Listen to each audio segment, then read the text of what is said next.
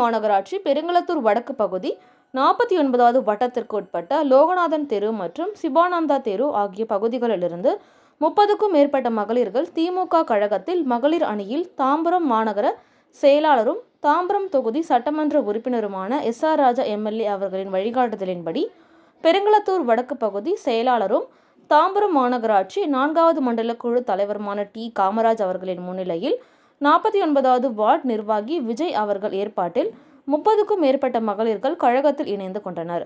இந்த நிகழ்ச்சியில் பகுதி கழக நிர்வாகிகள், வட்டக்கழக செயலாளர்கள், வட்ட நிர்வாகிகள் மற்றும் இளைஞர் அணி நிர்வாகிகள் பலர் கலந்து கொண்டு சிறப்பித்தனர்.